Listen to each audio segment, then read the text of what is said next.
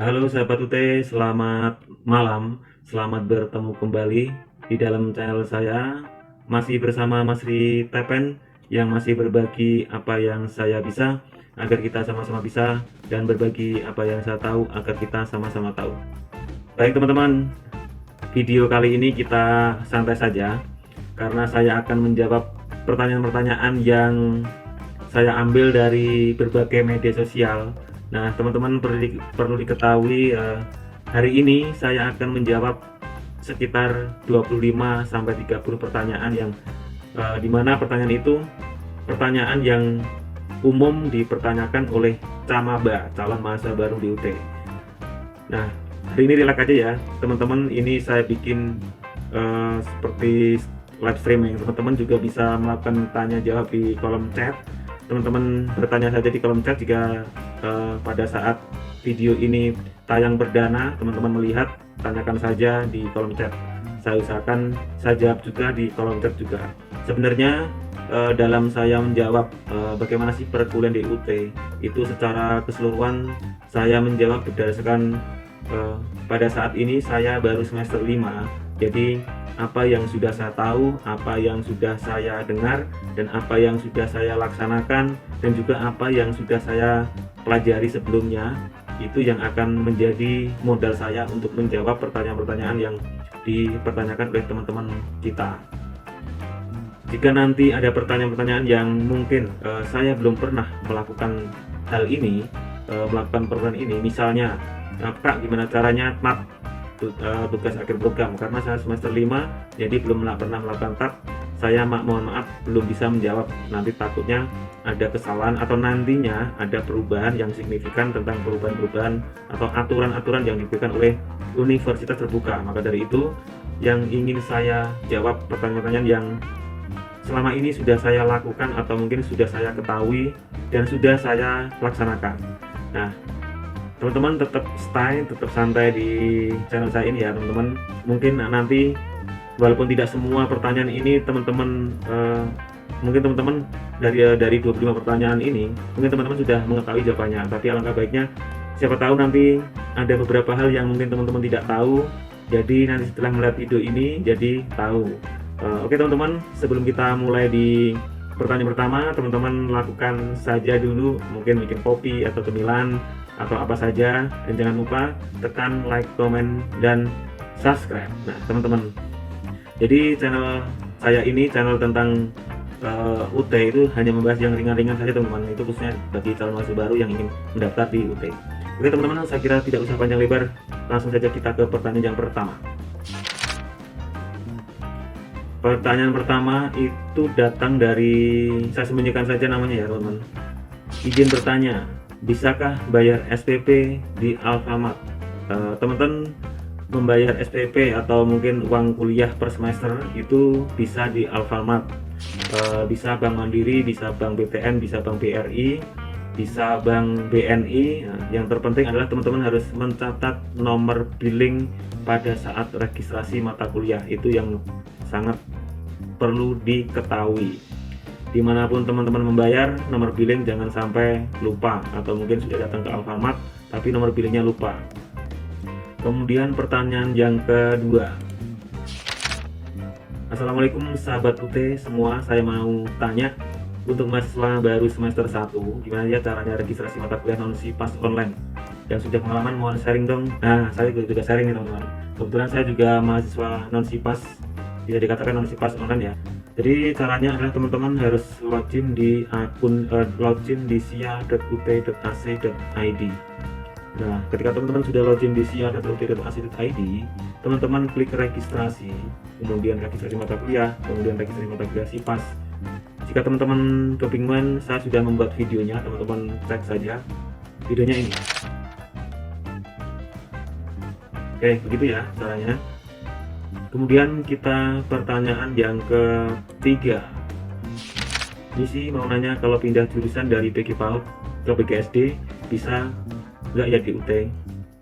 Dari PG PAUD ke PGSD, yang jelas mereka adalah sama-sama pendas dan kebetulan memang sama-sama UT ya. Pindah dari PG PAUD ke PGSD tentunya itu boleh. Jika teman-teman dari PG PAUD kemudian mendaftar PG SD, maka teman-teman juga harus mendaftar kembali, kemudian mendapatkan nomor induk mahasiswa baru lagi. Dan jika ada mata kuliah yang sama pada PG PAUD atau PG SD, ada mata kuliah yang sama, itu nanti bisa dialih kredit. Jadi teman-teman bisa, belum tentu teman-teman mengulang semuanya dari awal. Jika ada mata kuliah yang sama, itu bisa dialih kreditkan. Tapi teman-teman perlu diketahui bahwa ketika teman-teman masuk ke PG PAUD, itu kan salah satu syaratnya adalah teman-teman mempunyai surat pengalaman mengajar itu selama 1 tahun di TK tersebut, di TK. Nah, begitu pula teman-teman ketika ingin mendaftarkan di PGSD, teman-teman juga salah satu syaratnya adalah teman-teman harus mempunyai pengalaman mengajar selama 1 tahun di SD. Nah, seperti sama seperti kalau misalnya teman-teman bisa memberikan persyaratan tersebut, ya silahkan, itu boleh. Intinya boleh pindah tapi mengulang kembali menjadi masa baru dan nanti bisa dialih kreditkan, dan tentunya persyaratan yang itu harus dipenuhi. Oke, begitu ya teman-teman. Kemudian kita masuk pertanyaan keempat. Saudaraku, aku mau tanya, jika kita kuliah di UT, itu bagusnya ngambil SIPAS atau non SIPAS? Mengambil SIPAS atau non SIPAS itu bagus mana? Semua bagus, karena semua itu tergantung daripada teman-teman sendiri. Kita tidak akan mengambil yang SIPAS karena SIPAS ada macam-macam ya teman-teman. Ada SIPAS online, SIPAS semi, ada SIPAS penuh, ada SIPAS non TTM, ada non SIPAS. Nah, yang ingin saya bandingkan adalah ketika teman-teman mendaftar kuliah, perbandingannya antara SIPAS non TTM dan non SIPAS, itu bagus mana? Semua tergantung pada teman-teman. Misal teman-teman kerja, atau teman-teman punya banyak waktu, atau mungkin pembiayaannya teman-teman lebih, atau pembiayaan teman-teman kurang, itu bisa diatur di situ. Sebagai contohnya adalah, sebagai perbandingannya biar teman-teman lebih tahu adalah, jika SIPAS non TTM itu mata kuliah yang jumlah SKS-nya itu sudah dipaketkan oleh UT. Jadi teman-teman tinggal melaksanakan saja. Misalnya teman-teman semester 1, kemudian aturan yang diberikan oleh UT itu pada semester 1 tersebut ada 15 SKS. Berarti teman-teman juga akan melaksanakan perkuliahan pada semester 1 itu hanya 15 SKS, dan pembayarannya nanti hanya udah sepaket dari jumlah SKS itu berapa dan buku. Itu sudah satu paket. Biasanya rata-rata memang sekitar 1.300.000, kurang lebih seperti itu. Teman-teman tidak usah bingung lagi meregistrasikan mata kuliah karena sudah dipaketkan dalam satu paket gitu ya. Jadi itu kalau SIPAS nanti kan. Jika non SIPAS itu teman-teman bisa mengatur jumlah mata kuliahnya berapa, jumlah SKS-nya berapa. Misalnya teman-teman mau mengambil 20 SKS boleh, teman-teman mau mengambil 5 mata kuliah dan sekitar hanya 14 SKS itu juga boleh. Itu teman-teman sendiri yang mengatur. Karena apa? Karena memang pada saat meregistrasikan kuliah itu teman-teman sendiri yang harus meregistrasikan mata kuliah, begitu. Jadi misalnya teman-teman hari ini bulan ini mempunyai uang yang banyak, teman-teman bisa meregistrasikan full 24 SKS, itu bisa. Nah, jika teman-teman sibuk kerja, pokoknya intinya atur saja sendiri jumlah mata kuliahnya berapa, jumlah SK-nya berapa. Nanti pembiayanya juga mengikuti apa yang teman-teman sudah diregistrasikan. Gitu ya, teman-teman. Dan tentunya adalah buku ada biaya sendiri dan SKS-nya ada biaya sendiri. Ini nanti akan mendapatkan bidding juga tersendiri. Tapi aturan yang terbaru, ketika teman-teman meregistrasikan mata kuliah itu sudah otomatis teman-teman harus membeli buku tersebut. Itu sepengetahuan saya. Oke, kita masuk ke pertanyaan yang kelima. Assalamualaikum kakak semua, tanya dong kalau daftar di UT bulan Januari 2022 bisa nggak ya? Kira-kira udah buka belum daftarnya buat tahun ajaran selanjutnya? Oke teman-teman, pendaftaran mahasiswa di UT itu dibuka sepanjang tahun. Itu aturannya seperti itu. Jadi teman-teman ketika bertanya sekarang, ini sekarang bulan Agustus ya, bulan Agustus. Kira-kira teman-teman mendaftar di bulan Januari 2020 boleh nggak? Jawabannya adalah boleh. Berarti teman-teman nanti masuk registrasinya itu berarti di tahun 2022.1. Kalau sekarang kan 2021.2. Jadi kalau teman-teman mendaftar di bulan Januari, teman-teman nanti masuk perkuliahannya itu adalah 2022.1, yang kemungkinan besar mungkin sekitar bulan mungkin Maret atau April itu perkuliahannya dimulai gitu. Jadi intinya bisa ya teman-teman. Kemudian pertanyaan yang ke-6. Pertanyaan ke-6 buat teman-teman, aku mau daftar di UT cuma nggak ada yang bimbing, caranya gimana ya? Suruh buka web tapi nggak ada yang bimbing. Benar, kalau saya ditanya seperti itu maka teman-teman silahkan buka webnya UT. Yang ini adalah webnya UT. Nah, di sini teman-teman yang harus pahami terlebih dahulu adalah teman-teman mau mengambil jurusan apa di UT. Itu yang pertama. Ketika teman-teman sudah menentukan, misalnya teman-teman mengambil ilmu hukum ya teman-teman, berarti kunjungi saja. Di sini ada tentang UT. Nah, di sini hukum itu berarti masuk ke dalam fisik. Nah, di sini sudah ada ketentuan-ketentuan yang harus teman-teman baca ya. Ada profil, ada program, ada mahasiswa, ada UT online, info. Nah, info di sini ada profil mahasiswa, karir, kontak informasi, layanan mahasiswa pandemi dan sebagainya. Nah, tentukan itu dulu ya ketika teman-teman. Kemudian teman-teman habis itu baca-baca juga pembiayanya berapa. Pembiayanya berapa, teman-teman kunjungi saja di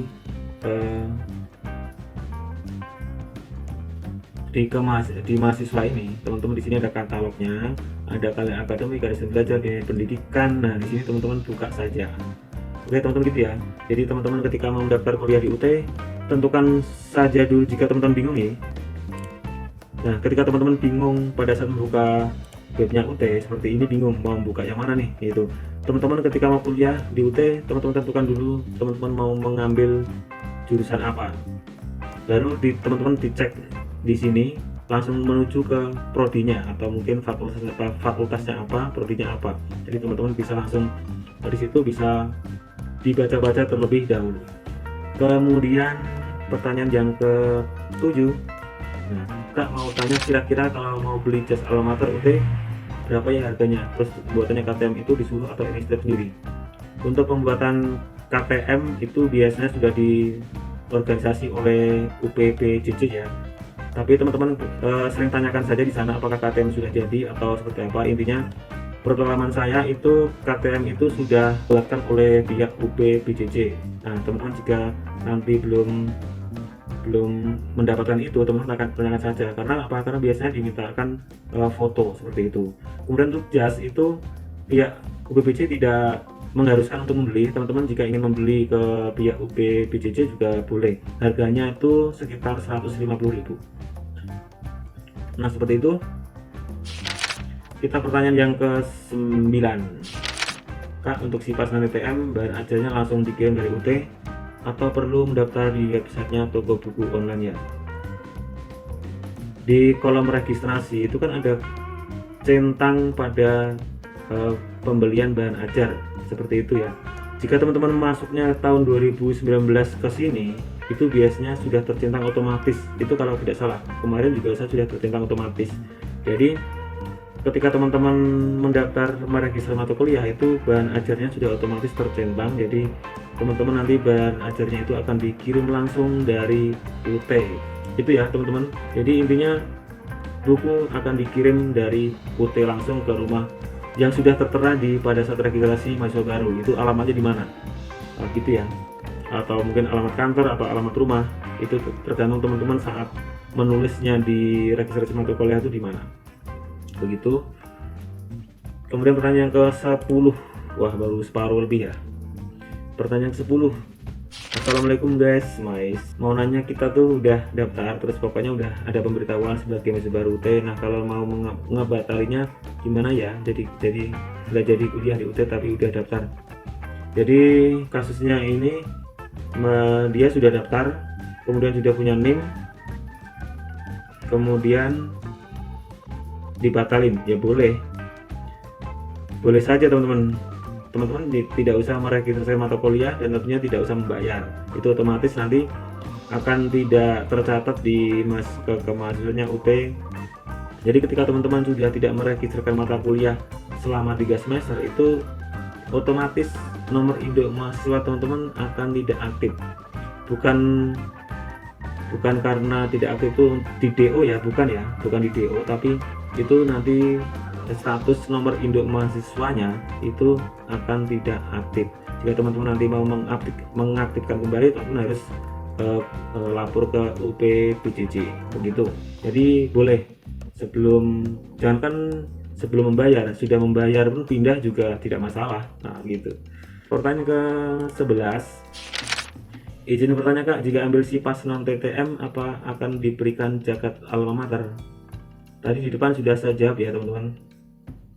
Apapun itu, entah teman-teman itu SIPAS non SIPAS, zakat alma mater itu sifatnya tidak wajib. Jadi teman-teman mau beli silahkan, tidak beli juga silahkan. Itu sifatnya tidak wajib teman-teman. Oke teman-teman, kita lanjut pertanyaan yang ke-15. Assalamualaikum Kak, nanya kalau agrobisnis uang semesternya udah sama modul dan dana berapa ya? Jadi ketika teman kita ini mengambil agrobisnis dan mengambil non SIPAS, jawabannya uang semesternya udah sama modul. Benar, sudah sama uang semester plus modul, itu sudah include ya. Kita apalagi teman-teman yang mengambil SIPAS non TTM, itu sudah pembayarannya sudah include antara uang semester dan modul. Kemudian pertanyaan yang berikutnya ke-16. Selamat siang Kak, izin bertanya, saya baru mau daftar UT tapi biasa bingung prosedurnya berkas-berkas seperti fotokopi jasa, foto itu nanti dikirimnya kemana ya Kak? Makasih sebelumnya. Jadi ini adalah teknis pendaftaran mahasiswa baru. Teman-teman kunjungi di webnya UT. Untuk menjawab pertanyaan yang tadi, yang berkas-berkasnya itu dikirim kemana, itu teman-teman berkas-berkasnya itu diupload di tempat pendaftaran yang sudah teman-teman lakukan tadi. Di situ ada tombol upload. Nah, begitu ya teman-teman. Kemudian kita lanjut ke pertanyaan yang ke-18. Maaf mau tanya, kalau tahun kelahiran di KTP sama di data pribadi UT, salah nggak apa-apa? Data pribadi di KTP sama di pribadi UT, salah nggak apa-apa? Ya seharusnya teman-teman perbaiki dulu di KTP-nya. Jadi biasanya sistem administrasi di universitas terbuka itu mengikuti akta kelahiran. Biasanya ijazah itu mengikuti akta kelahiran. Nah teman-teman biasanya nanti ketika KTP-nya tahun kelahirannya salah, kemudian yang terpenting adalah di ijazahnya SMA, misalnya teman-teman baru masuk SMA ya, SMA ke UT, itu biasanya mengikuti di situ. Jika teman-teman ingin memperbaiki, yang diperbaiki yang mana dulu nih? Kalau KTP-nya itu yang di KTP itu salah, berarti teman-teman perbaiki dulu di KTP-nya. Jika KTP-nya benar, kemudian di data mahasiswanya salah, berarti teman-teman lapor saja ke UPPJ-nya untuk memperbaiki dengan melampirkan persyaratan yang dibutuhkan. Salah satunya adalah KTP asli dan biasanya akte kelahiran biasanya. Oke teman-teman, lanjut kita ke 19. Aku mau tanya, adikku mau alih kredit dari universitas swasta jurusan manajemen, mau alih kredit ke UT jurusan manajemen juga. Besar kemungkinan alih kreditnya disetujui atau tidak? Kalau masih satu jurusan, kemungkinan besar itu disetujui. Tapi aturannya nanti teman-teman hubungi saja UP PJJ ya untuk persyaratan seperti apa. Kemudian intinya UT memberi kesempatan untuk mahasiswa di luar UT, jika teman-teman pindah ke UT itu ada kesempatan untuk melakukan alih kredit mata kuliah, itu ada, intinya ada ya teman-teman. Silahkan teman-teman hubungi pihak UT. Pertanyaan ke-20, mau nanya, kita kan registrasi matkul tuh, mau nanya kita kan sudah registrasi mata kuliah terus ujiannya online, kok bayar lagi ya Kak? Katanya satu paket sama SKS itu. Jadi ini dia sudah registrasi mata kuliah, kemudian ujiannya online, kok membayar lagi Kak? Ya, jadi teman-teman berarti ketika teman-teman registrasi mata kuliah tadi, berarti ada mata kuliah yang bentrok, kemudian yang mata kuliahnya bentrok itu didaftarkan di ujian online ya, otomatis itu ada ada tambahan biaya lagi. Itu sudah menjadi aturan dari UT. Makanya teman-teman ketika registrasi mata kuliah, cek ujian UASnya itu ada kode yang bentrok atau tidak. Nah itu yang paling utama. Jadi ini memang benar itu bayar lagi ya. Pertanyaan ke-21, berarti kita empat lagi pertanyaan. Assalamualaikum Kak, selamat siang Kak, mau tanya untuk biaya keseluruhan TPN persyaratan berapa ya, sudah termasuk dulu Kak? Pertanyaan yang ke-21 ini pertanyaan yang prodi saya, teman-teman. Jadi saya sangat bangga berarti ada yang masuk ke prodi saya. Dan ini saya jawabnya dengan sesuai yang saya alami, belum saya alami. Biayanya berapa tergantung teman-teman mata kuliahnya berapa. Saya kasih contoh, saya semester 1 saya itu sekitar 14 SKS, itu pembayarannya sekitar 1,5 atau 1,6 saya lupa. Semester 2 itu saya 18 SKS, semester ketiga itu saya 19 SKS, kemudian semester 4 itu 21 SKS, pembayarnya itu 2.050.000 kalau nggak salah. Dan semester 5 ini saya mendaftarkan 23 SKS dengan pembayarannya sekitar 2.100.000. Nah, itu sudah plus buku ya. 2.100 sudah plus buku. Jadi itu sudah SKS plus buku. Jadi kurang lebihnya seperti itu. Berapa? Teman-teman tinggal registrasinya mata kuliahnya jumlahnya berapa? SKS-nya mau berapa yang diambil atau mata kuliahnya berapa yang diambil. Intinya di TPEN Teknologi Pendidikan itu biaya per SKS-nya itu 75.000 per SKS. Jika kita bandingkan dengan manajemen itu hanya 34.000 atau 36.000 ya kalau nggak salah. Perbandingannya adalah 2 kali lipat lebih mahal jika teman-teman mengambil teknologi pendidikan. Nah, jadi teman-teman bisa estimasi ya. Oh, semester ini saya mau mengambil 12 SKS nih, berarti tinggal teman-teman kalikan saja 20 kali 75.000 berapa, nanti plus harga buku. Harga buku mungkin ada yang 40.000, ada yang 50.000, pokoknya sekitar itu. Jadi teman-teman bisa membayangkan berapa yang harus dibayarkan. Begitu ya. Untung ada pertanyaan yang prodi saya ini, jadi lebih semangat saya.